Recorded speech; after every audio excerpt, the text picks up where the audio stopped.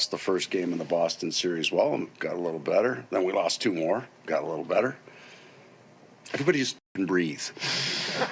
Right? I feel like you people have been here, you're tight. To loosen you up a little bit. That's the second time we've played that clip. I think we might play it one more time. It's the best. I love listening to Paul Maurice. Welcome back to the Homestand Show. Albert Vartanian, James Sharman. Let's bring in our next guest, Victoria Matiash, writer for ESPN and the co-host of the Pucks and 7 podcast. Victoria, do you feel the same way Paul Maurice does if you're the Panthers? I think it's excellent advice, first of all. So, I mean, what else is he going to say? They lost game 1. They were off forever and ever. I think we all expected them to be a little sluggish to start that game. They actually weren't, but it was a game that it could have gone either way. You've got one Nick Cousins goal that goes in instead of an incredible Adin Hill save, and it's a different scenario.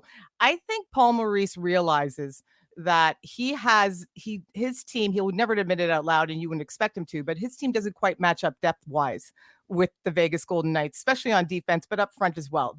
They're not there, but they have that je ne sais quoi and that little bit of magic they're enjoying throughout this playoff run, this unexpected playoff run. So he's just keeping everything light and cool, and we're good. We're fine. Nothing to worry about. And I think that's the best approach to take for sure.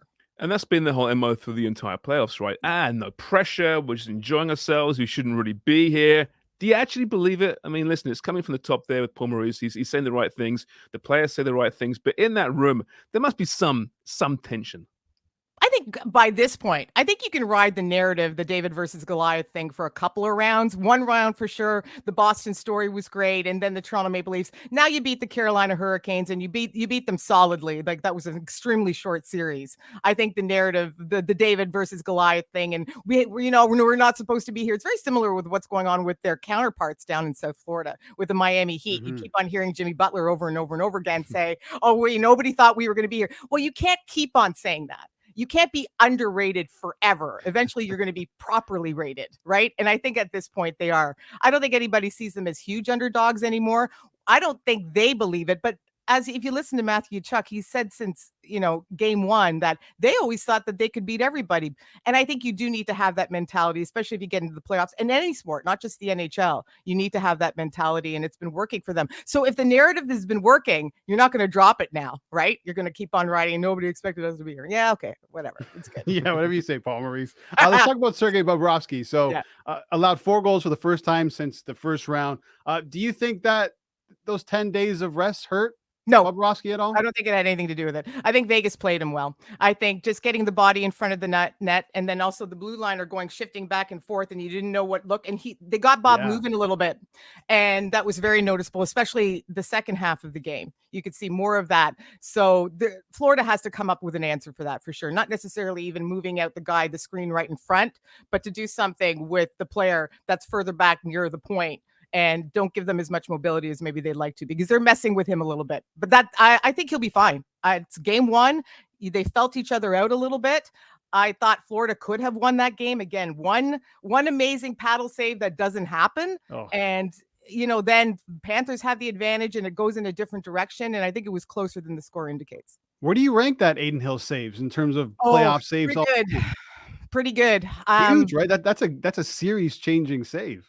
I mean, it was a game-changing save, Albert, for sure. I mean, that's without question. In the grand scheme of things, I'm not, it's 6th all time. I mean, I have no idea. But it was pretty damn impressive, right? To watch it. I would say that was the best save we have seen this postseason, without question. Yeah. And it did. It changed the tone as well. And I think Nick Cousins is going to be kicking himself for a while now, because it was an amazing save, but I think he also played it a little lazy, right? Like he was there and it's going to go in and it's not going to be much of an issue. And I think if he could turn back the clock, he would like to give that a little bit more effort.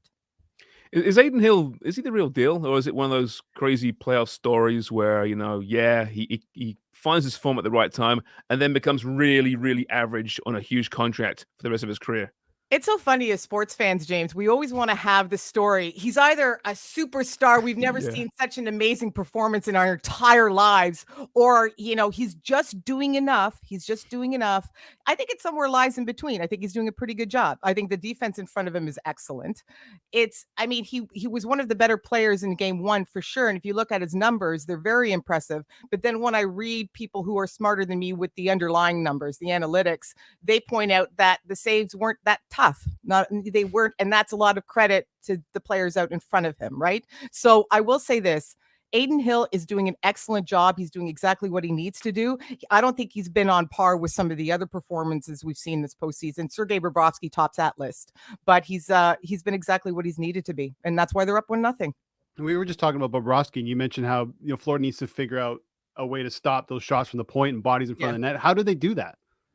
If I could answer that question, I'm earning a lot more money than I am talking to you guys right now because I'm working for a team. I mean, I don't know. It's that's how do they do that?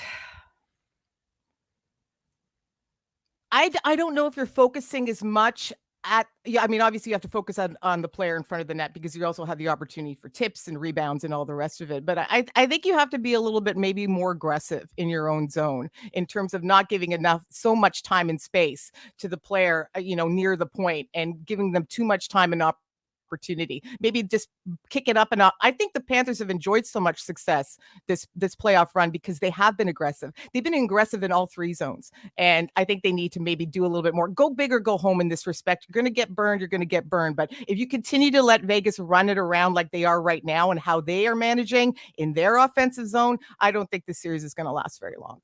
Yeah, exactly. Matthew Tkachuk coming off not his best game of the playoffs, and he's been so good throughout the playoffs. Of course, the bad giveaway. It's a big game for him, isn't it, tonight? To see how he responds. We assume he'll be very good once again, but he plays on that edge. And like you're saying there, to get more aggressive, maybe he'll take it too far. Is that the big concern? No, I don't think so. I think he knows what he's doing by this point. I would say, James, in round 1 or 2, I would have been more worried about that. But I think he has figured out he's such a clever player. We applaud him for everything else he brings. I mean, he's incredibly skilled, but also the grit and just being a pest out there and somebody who's very annoying to play against. He has all of that. He's physical as well. But I also think he's very smart. And I think everybody realizes that. And I think he knows exactly how to walk that line. And unlike Jamie Benn in that last series between Vegas and Dallas, I think he's going to be particularly careful of knowing exactly where the line is and make sure he doesn't cross it because you can't. You're in a position now. You just can't. You can't take penalties, especially in the offensive zone. I'm more worried about him up there than I am in his own. But you can't give up. You can't take them unnecessarily now. If you're taking a penalty now, it's to save a goal, right? Other than that, there's no excuse for it. Yeah, game 2 goes tonight in Vegas. Once again, Vegas favored. Obviously, of some news away from the Stanley Cup Finals. Right.